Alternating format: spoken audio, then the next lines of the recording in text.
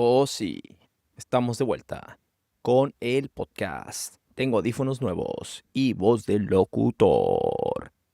¿Qué creían? Que ya he tenido la oportunidad de estar practicando los podcasts.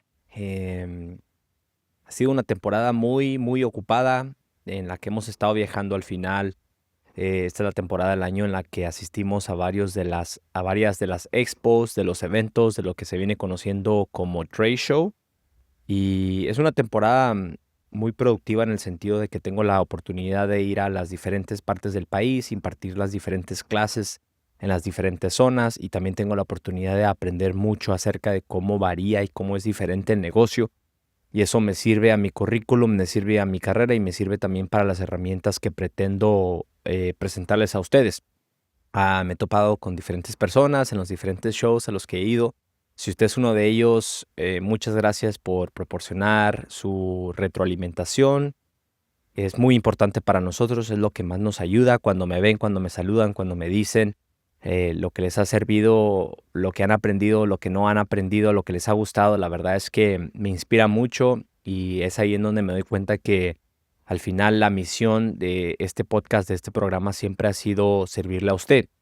También me gustaría decirle que obviamente la información que manejamos, la información que tenemos, pues tiende a ser un poquito más técnica que práctica y al final su tarea es adaptar esa información a su mercado, a su clima, a su ambiente, adaptar las cosas, la teoría en realidad, por decirle así, y adaptarla a la práctica.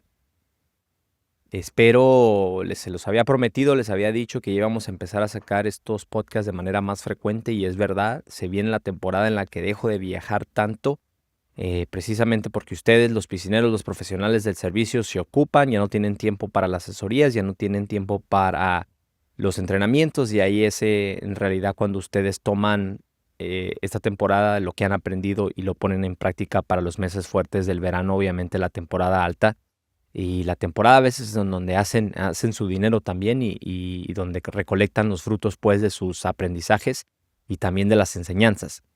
El episodio de hoy está dirigido para ustedes, otra vez. En realidad se adaptó del inglés, de cómo dejar de helicópterear, cómo dejar de ser un piscinero helicóptero en todas sus piscinas y lo que esto significa en realidad el término es un anglicismo proveniente del inglés, como les decía, y se trata de 5 o 6 cositas que yo he identificado que a veces utilizamos en exceso. Yo creo que en realidad va a ser la serie de un par de episodios acerca de 6 malos hábitos, 5 malos hábitos, por ahí dependiendo de cómo fluya la conversación que yo he identificado y que espero que les pueda servir, así como también la clarificación. Es un poco más difícil a veces hacerlo en video porque incluye gráficos, incluye diferentes ilustraciones, pero al final esto es para usted, para que le sirva. Siga escuchándonos, siga promoviéndonos, déjenos sus comentarios, son muy bien recibidos, me sirven para aprender y espero que este episodio les sirva nuevamente. Hola, soy Miguel de Orrenda Technologies. El podcast Controlando la Piscina es para todos los operadores, propietarios y profesionales del servicio de piscina que quieren aprender más de química básica y avanzada, así como también de los mejores hábitos de mantenimiento para ahorrarse tiempo, dinero y evitar problemas. Muchas gracias por estar aquí. Les decía, ¿cómo dejar de ser un piscinero helicóptero? Un piscinero helicóptero que en realidad se adaptó del término helicopter parenting, que es básicamente cuando el padre o la madre son demasiado protectores de su hijo, de su hija, y que al mismo tiempo pues no le dan la oportunidad al hijo o a la hija de tener una experiencia real, de que constantemente están preocupados por su bienestar, de que no corran riesgos y en realidad pues muchas veces como humanos, como personas pues aprendemos bastante de los errores, aprendemos bastante del dolor, en lo personal a lo mejor del sueño, del hambre es lo que nos motiva y pues obviamente cuando se nos remueven esos atributos, cuando nuestros padres nos protegen demasiado pues al final terminamos siendo un poco más expuestos o un poco más frágiles ante la vida real. Ese concepto en realidad lo estamos adaptando para el mantenimiento de piscinas en un sentido de que hay ciertas cosas que hacemos a veces y protegemos la piscina además. o metemos demasiada mano o metemos demasiado químico y eso al final termina siendo no solo muy estresante, pero también contraproducente, no es muy rentable y por eso mismo es que hemos desarrollado estos 6 factores que describen básicamente los hábitos de cómo dejar de ser o más bien qué es lo que propicia que seamos un piscinero helicóptero. En primer lugar, y en base a gran parte de la educación de Orenda, gran parte de la educación que tenemos en HASA es la sobrecorrección del pH y no solo la sobrecorrección, pero también el abuso, el ácido, el uso excesivo del ácido muriático y es uno de los comportamientos más helicóptero que existen, el tratar de congelar, el tratar de mantener el pH en un punto fijo. Como lo hemos comentado con la ley de Henry, con la dependencia acerca con la alcalinidad, el pH siempre va a ser uno de esos factores que lamentablemente va a fluctuar. Es muy fácil que fluctúe, ya sea por las mismas leyes de física, por el ambiente, por la contaminación, por los usuarios, por la lluvia, por cualquier cosita, inclusive por los químicos que nosotros utilizamos. Entonces, a la hora de que se propiciaron los diferentes rubros de educación, diferentes estándares, perdón, el pH obviamente ha sido uno de los más mencionados, de los más fijos, pero es por eso siempre que se nos ha proporcionado esa misma ventana de 7.2 a 7.8. En realidad mantener un pH fijo resulta increíblemente costoso y el cambio de temporada es de hecho bastante importante a la hora de tener esta conversación. Específicamente cuando estamos hablando a lo mejor en el invierno, el control del pH puede ser un poco más ignorado porque en la mayoría de las partes del país, conforme las temperaturas bajan, el agua es más fría, recibe menos demanda química, recibe mucho menos uso y más que nada también afecta directamente a la saturación, el equilibrio del agua, la saturación del índice de saturación del Angelier. Entonces, tenemos que recordar a veces que la química del agua, incluso los rangos químicos que se nos han proporcionado, funcionan más que nada como una balanza, es decir, que si una cosa está un poco más elevada, siempre se va a poder contrarrestar con una cosa que esté un poco menos elevada o que esté más en la inclinación hacia el nivel mínimo, por decirlo así. Si en el invierno yo tengo un pH de 7.7, 7.8, eso es perfectamente aceptable porque en mayoría de los casos mi misma temperatura me va a estar contrarrestando ese factor, el factor del pH. Entonces, pongámoslo en números reales, en las diferentes zonas del país en donde la temperatura, por decirlo aquí en San Diego, que la temperatura no es muy extrema en el sur de California, considerablemente lo más bajo que se va a llegar son los 50, 60 grados, estoy hablando de la temperatura del agua, pero eso va a ser más que suficiente para contrarrestarme ese pH de 7.7, 7.8. Si yo no tengo esto en consideración, en realidad, otra cosa que también tenemos que considerar es que el alga y el sarro son problemas del verano. El sarro es un problema del verano específicamente porque estamos lidiando con una alta saturación en todos los factores. Alto pH, alta alcalinidad, alta dureza de calcio y alta temperatura. Es la mezcla de todos, es la receta perfecta, no solo es el pH en sí. En el invierno, naturalmente, si nosotros quisiéramos minimizar el consumo del ácido, sería de hecho ideal, porque estamos dejando que el pH se mantenga estable siguiendo la alcalinidad. Y yo siempre le digo a las personas, a los profesionales del servicio, que resulta imposible o resulta bastante frustrante enfocarse en el pH, que siempre es mejor enfocarnos en la alcalinidad, porque al final del día el pH va a seguir a la alcalinidad. Entre más alta sea la alcalinidad, que funciona otra vez como un sistema de amortiguación, lo hemos comentado en el pasado, más alto va a poder elevarse el pH. Naturalmente, nosotros al introducir alcalinidad en nuestras piscinas, nuestro pH va a querer ser alcalino. Es por eso la razón que el pH quiere vivir determinadamente en un punto un poco más alcalino, tirándole de 7.7, 7.8. Y en términos muy simples, obviamente, la explicación científica es la ley de Henry, las leyes de la ciencia, de la física, la evaporación, el escape del dióxido de carbono en sí, pero en realidad es debido a que nosotros manejamos alcalinidad, que la piscina se quiere mantener un poco más alcalina, especialmente en los acabados cementosos. Entonces, si mi objetivo es que mi pH se mantenga un poco más en la ventana inferior, lo mejor que puedo hacer es ajustar la alcalinidad, ya que el pH lo va a seguir de manera inversa. Entre más alta sea la alcalinidad, más alto va a poder subir el pH y entre más baja sea la alcalinidad, más bajo se va a mantener el pH relativamente. Y en base a eso tenemos que actuar en consecuencia. Pero al final, el perseguir el pH, el tratarlo de bajar siempre a un nivel, a la ventana del 7.2, resulta contraproducente. Otra vez, especialmente en piscinas, a lo mejor dependiendo del resto de la química, en donde a lo mejor el pH es bajo, la alcalinidad se mantiene baja, el acondicionador es alto, que al final del día, entre más alto sea el acondicionador, también más alta puede ser la alcalinidad. Tradicionalmente, de manera conservativa, dentro del rango de la química de una piscina, el acondicionador le proporciona alrededor de 1/3 de su valor a la alcalinidad. Es decir, si tienen 90 de acondicionador, 30 partes por millón de su alcalinidad total, de hecho, provienen del acondicionador.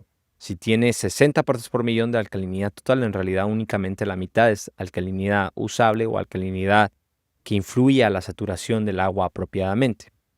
En otras palabras, nos vamos con la idea de que la alcalinidad está en el valor adecuado, cuando en realidad la alcalinidad real o la alcalinidad carbonatada es muy baja, y eso nos propicia baja saturación en cuanto al carbonato de calcio o en cuanto al índice de saturación del Langelier, y el agua con baja saturación obviamente va causando daños. El seguir los rubros o las reglas o las ventanas y no adaptar esta psicología, esta metodología del balance, consume mucho ácido muriático, porque obviamente que entre más alta sea la alcalinidad, más difícil va a ser reducir el pH y más ácido va a tomar. Y el ácido muriático no solo tiene un impacto fuerte en la química del agua, sino que también que es un químico bastante corrosivo, es bastante cáustico, puede penetrar paredes, puede penetrar acabados, puede penetrar cemento, puede penetrar básicamente cualquier cosa. Y su adición también es importante. Si no se agrega, si no se diluye, si no se procura una circulación apropiada, es muy fácil que el ácido muriático, a la hora de agregarlo, simplemente se asiente en el fondo de la piscina y nos cause ahí corrosión en las diferentes partes del cuerpo de nuestra piscina, ¿no? Entonces, eso conlleva a el perseguir el pH, el enfocarnos como piscineros helicópteros en constantemente forzar el pH a 7.2 cuando a veces no es necesario. Una de las situaciones que les estoy presentando en este momento es en el invierno. No hay necesidad en realidad para bajar el pH a 7.2 en el invierno, porque usted está siendo contrarrestado con las mismas temperaturas. E incluso a veces es más conveniente tener el pH un poco más elevado y tener la alcalinidad y tener la adherencia de calcio un poco más elevadas durante el invierno, porque otra vez no se va a propiciar sarro. El sarro se produce con altas temperaturas y generalmente es el problema principal que estamos intentando mitigar a la hora de controlar el pH, además de obviamente los impactos que tiene en la desinfección. Sin embargo, que en las piscinas residenciales, en los cuerpos de agua que son un poco más pequeños, que no reciben tanto uso, tantos usuarios, pues las ventajas no son tan observables a la hora de, por ejemplo, diferenciar en lugar de apuntarle a 7.2, 7.1, tener ese objetivo, a lo mejor apuntarle a 7.6, 7.7. La verdad es que los beneficios no se van a ver. La situación es muy diferente cuando estamos hablando de una piscina comercial, obviamente, pero ahorita en este momento nos estamos enfocando en todos ustedes, piscineros, la gran mayoría de nuestra audiencia que le da mantenimiento a piscinas residenciales, a piscinas de patio trasero, o incluso también si usted es dueño de casa y está haciendo su propio mantenimiento, también aplica para usted. Número 2, hábito helicóptero es mantener la cubierta cerrada todo el tiempo, o básicamente tener la piscina cubierta. Yo sé que el gas, la electricidad son caros, y muchas veces como dueño de alberca, como dueño de hogar, como dueño de casa, se nos genera la idea de querer evitar que se baje la temperatura, es decir, que se enfríe la alberca, ¿no? Entonces, lo que se hace es que se mantiene la piscina tapada 24/7, se mantiene el ambiente en un entorno cerrado, y esto es muy contraproducente porque muchas de las reacciones que ocurren dentro de la piscina, especialmente con el cloro, se producen subproductos que se transforman en un gas, que se convierten en un gas que deberían o se pretende que se escapen. También los vapores de la sal. No hay peor enemigo para un sistema de sal que una cubierta de piscina, que mantener la piscina cerrada.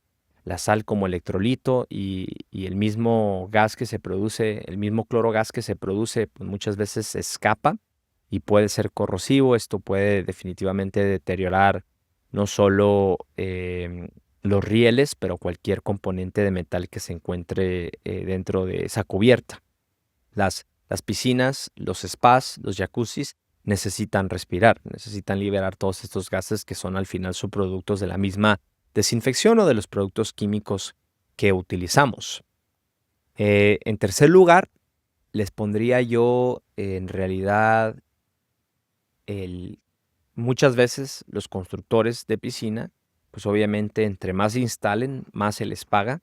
Entonces optan por no solo recomendar sistema de sal, pero que también le van a poner ahí un sistema de AOP, de oxidación avanzada, o que quieren ponerle a la mejor ozono. Y pues muchas veces estos sistemas son conflictivos entre sí. Por decirles un ejemplo, el ozono, que es un oxidante, un sistema de oxidación muy avanzado, muy eficiente, pero al final del día sigue siendo de punto de contacto, es decir, que únicamente va a limpiar o va a desinfectar el agua cuando pase por ese punto en el sistema, ya que tiene una vida, el ozono como gas tiene una vida corta una vida útil muy corta. Entonces, ¿qué es lo que va a pasar? Que obviamente cuando yo estoy utilizando ozono, al final del día sigo teniendo la necesidad de tener un sistema residual, o en otras palabras, de introducir cloro al agua, y ese mismo cloro se va a ver consumido por el ozono. El ozono como oxidante va a ir poco a poco creando una demanda en el residuo de cloro que tenemos en el cuerpo de agua. Esto es contraproducente, especialmente porque no todas las piscinas necesitan tantos sistemas. Al final del día son piscinas pequeñas, son piscinas que reciben una demanda relativamente baja en comparación a, por ejemplo, una escuela de natación o un parque acuático. Y la verdad es que en este tipo de ocasiones no hace falta. Muchas veces también existen los mismos conflictos químicos que nosotros causamos a la hora de usar ciertos productos químicos. Eso es parte también de los hábitos de papá helicóptero o de profesional del servicio helicóptero, y de hecho lo vamos a comentar. Otro de los problemas, otra de las prácticas de los hábitos que tenemos como piscineros helicópteros es la sobredesinfección, la sobresanitización, o simplemente en términos básicos, el agregar el cloro en exceso en base a nuestros malos hábitos o nuestras malas prácticas, ¿no? De esto, ¿de qué se deriva? En realidad el objetivo es tener un nivel base de cloro al que pretendemos llegar cada semana, y tener un nivel residual. Es decir, si su objetivo es a lo mejor que cada piscina, y también puede variar de piscina a piscina porque depende de ciertos factores de los cuales no tenemos control, depende de la calidad de la filtración, y eso depende de qué tanto se corra la piscina, lo hemos comentado, y eso depende también de qué tantos árboles a lo mejor haya en la propiedad, qué tanta contaminación orgánica exista, pero al final del día lo que pretendemos hacer es mantener un residuo, digamos, a lo mejor de entre 3 a 5 partes por millón semanalmente. Entonces, de aquí depende la utilización de cada producto de cloro y el objetivo. Porque si su objetivo es, por decir, llegar y mantener un nivel base de 3 a 5 partes por millón, yo en lo personal no dejaría 3 o 4 tabletas en la desnatadora, en el skimmer, para llegar a este nivel. Primero que nada, tengo que calcular, y para eso existen las herramientas, cuánta dosis en realidad es lo que necesito para llegar a ese objetivo. Y saber que cada tipo de cloro que tenemos me va a ayudar a cumplir cada cierto objetivo. El cloro líquido es la mejor herramienta para llegar a un nivel básico mínimo. Es decir, si yo llego a dar servicio y mi cloro anda muy bajo, anda en cero, no voy a depender en cloro granular, o no voy a depender en cal hypo, en hipoclorito de calcio, o no voy a depender a lo mejor en tabletas de cloro para llegar a ese nivel base, que lo quiero llegar rápido. Voy a utilizar cada tipo de cloro para lo que es. y es importante identificarlo. Las tabletas de cloro son muy efectivas para agregar un residuo pequeño porque precisamente el beneficio agregado es la disolución lenta. Yo sé que no puede estar ahí todos los días, a menos de que sea dueño de casa otra vez también. Si es dueño de casa, no le recomiendo esta práctica. Si es dueño de casa, le puede poner un poquito de cloro todos los días y poco a poco ir manteniendo ese residuo, esa línea base, que es la misma razón por la cual los sistemas de sal son muy efectivos, porque los sistemas de sal le van a mantener esa 1 o 2 partes por millón durante toda la semana. Al final, mi objetivo no es con un sistema de sal llegar a 5 o 6 partes por millón. Nosotros hacemos eso en el servicio profesional porque vamos a una vez por semana y las 3 demandas que nos van a poner al final en un ambiente, en una piscina, van a ser la misma demanda del sol. El sol va a ponerle una demanda en su cloro, naturalmente lo va a degradar, incluso con acondicionador. En segundo lugar, pues obviamente la contaminación del ambiente y en tercer lugar, la contaminación de los usuarios. Esas son las 3 principales categorías que le van a estar poniendo demanda de cloro, y qué tan fuerte es cada categoría depende al final de la zona, depende de la piscina, depende del clima, ¿no? Del uso también, de la familia o de quien sea que esté utilizando la alberca, el objetivo de la alberca también. Pero si yo sé que a lo mejor el sol me consume 1 parte por millón de cloro, pues por darle un número real, 2 pastillas le van a poner alrededor de 11 partes por millón de cloro libre en una piscina de 10,000 galones. Eso es más que suficiente para cubrir la demanda del sol que me va a poner durante toda una semana. Entonces yo en realidad no necesito más de 2 pastillas para llegar a cubrir esa demanda. Sin embargo, 2 pastillas, lo sabemos, rara vez le van a durar toda la semana. ¿Qué podría hacer yo en realidad para al mismo tiempo contrarrestar los efectos negativos de cada tipo de cloro? Porque cada tipo de cloro va a tener su cosa positiva y su cosa negativa. Entonces, de las tabletas principalmente es un tema de lo cual hemos explotado. El acondicionador, el ácido cianúrico, el estabilizador es algo bastante indeseado. Pero sí yo sé que esta temporada del año no hace tanto frío, no hace tanto calor en realidad, las piscinas no reciben tanta demanda. Entonces yo quiero que mi acondicionador ande oscilando en un nivel un poco más bajo. Porque si ahorita ya empiezo a depender para a lo mejor cuando se llegue el punto más alto del verano, para julio, agosto, mi acondicionador ya va a andar por los cielos. Entonces yo quiero eliminar qué tanto acondicionador le voy a estar poniendo a una piscina y lo quiero medir. Y por eso mismo que a lo mejor esta temporada del año yo utilizaría el cloro líquido para llegar a mi base, para llevar a mis 5 o 6 partes por millón, lo que sea, y a lo mejor dejo 1 pastilla, 2 a lo mucho detrás, precisamente para tener esa cobertura extra, esa cobertura adicional durante la semana cuando yo no estoy. Lo mismo podría ser utilizado a lo mejor con el Cal Hypo para aquellos mercados que están en Texas.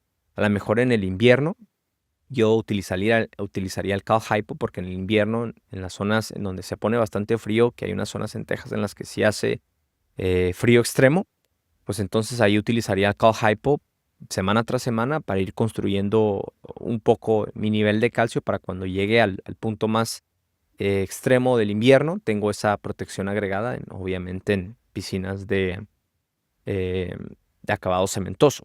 Esos son algunos ejemplos muy específicos. Ya le recomendaría a usted decidir qué es lo que le funciona en base a su mercado, pero el punto principal aquí es que no solo se trata de llegar y subir el nivel de cloro, se trata de entender qué tipo de efecto va a tener el cloro que le estoy poniendo y cuál es el objetivo y cuáles son los beneficios de cualquier tipo de cloro. No solo llegar a ponerle cloro, agregarle 1 galón, 2 galones y que se ponga el kit de prueba rojo sangre, como me habían dicho algunos en el pasado. Otro de los errores principales de los cuales también voy a hacer un episodio subsecuente en base a este episodio, otro de los hábitos de piscinero helicóptero es simplemente tratar de forzar la química, no solo del pH, pero no entender esa dinámica, esa metodología que les decía que tiene horrenda de pensar en el índice de saturación del angeliero, de pensar en el equilibrio químico como si fuera una balanza. Es decir, que no ocurren problemas cuando tengo un factor alto y el otro a lo mejor un poco más nivelado, un poco más abajo para contrarrestar. Ocurren problemas o cuando todo está en el extremo superior o cuando todo está en el extremo inferior. Y estos problemas muchas veces no se perciben de un día para otro, tardan meses en presentarse y es por eso que es tan peligroso, porque es un daño silencioso. especialmente cuando estoy hablando de una condición corrosiva. Cuando tenemos baja dureza de calcio y tenemos baja alcalinidad y todavía en consecuencia estamos bajando el pH de manera agresiva constantemente, y muchas veces lo hacemos porque pensamos que eso era lo ideal, mantenernos bajo pH, mantenernos con baja alcalinidad. Y cuando estoy diciendo todo lo que toma en realidad es un pH 7.2, una alcalinidad a 80, una dureza de calcio a 200, un acondicionador a 80 partes por millón, que siguiendo las recomendaciones tradicionales, esa sería agua equilibrada. Estoy dentro de los rangos, dentro de las ventanas, pero en realidad es que como todos los factores están en el nivel inferior, en realidad ahí es cuando consigo agua corrosiva. El no tener este ideal es lo que nos puede conducir a problemas. Otro de los temas más relevantes también que podemos a lo mejor hacer como piscineros helicópteros es depender mucho en los sistemas de metal, no solo los sistemas que introducen cobre o plata deliberadamente para prevenir el alga, pero también los mismos algicidas en sí, que a veces van a intentar utilizarse precisamente porque los algicidas son muy efectivos para prevenir el crecimiento de las algas, lo cual hace que sea muy fácil eliminarlas. Pero en realidad lo que están haciendo es acumular poco a poco cierta concentración de metal, y cuando el cobre pasa, por decirlo así, por ejemplo, en particular, cuando pasa la 1 parte por millón, es mucho más difícil mantenerlo en suspensión. En otras palabras, es mucho más fácil que se precipite y luego manche. Y sí, es verdad que muchas veces los sistemas de cobre vienen con un agente secuestrante o un agente que pretende mantener el cobre en solución para obviamente prevenir su precipitación, pero estos agentes secuestrantes o estos agentes quelantes tienden a degradarse y es comúnmente necesaria su constante adición. Es decir, que si está utilizando sistemas minerales, después constantemente va a depender de un producto a lo mejor como SC1000, como SS1000, para precisamente capturar ese cobre y que no se salga y que no manche. Es una estrategia medio riesgosa porque qué tanto cobre tenemos quelado, qué tanto cobre tenemos secuestrado, por decirle así, es difícil saberlo. Y pues es cuestión, como les decía, de ciertos cambios repentinos o incluso que el pH suba mucho. Cuando el pH sube, el cobre reduce su solubilidad y después nos deja la mancha, y después utilizamos un removedor de manchas que al mismo tiempo también a veces es rico en fósforo o es en base a ácido fosfónico o ácido fosfórico. Este químico después remueve la mancha, pero nos los deja los fosfatos, el fósforo en sí, la mezcla de fósforo o el cóctel de fósforo va incrementando, y ya sabemos qué pasa cuando tenemos fosfatos en el agua, y después utilizamos un removedor de fosfatos y así vuelve a reiniciar el ciclo que nunca acaba. Nos hacemos la vida un poco más complicada deliberadamente.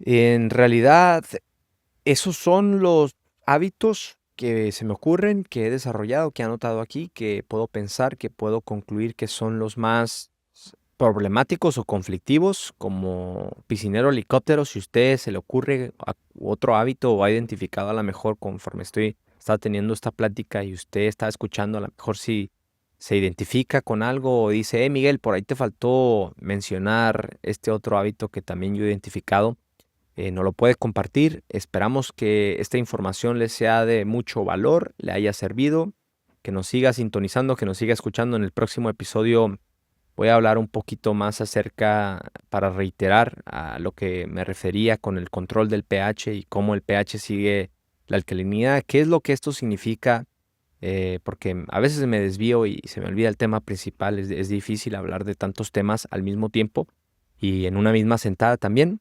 Pero voy a expandir acerca de eso, ya lo hemos comentado en el pasado, nunca está de más un pequeño recordatorio. Entonces les voy a comentar a qué me refiero con el control del pH y su influencia según la alcalinidad, así como también el balance hídrico, el balance del equilibrio del agua, cómo enfocarse en tratar el agua como una balanza que le quito y le pongo en realidad de seguir los rangos químicos, que es algo que se ha derivado ya hace décadas y que pues en mi parecer tiene que cambiar.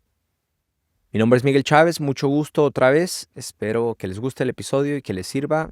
y les deseo lo mejor esta temporada siguiente. Estamos para servirles. Gracias por escuchar otro episodio más del podcast Controlando la Piscina.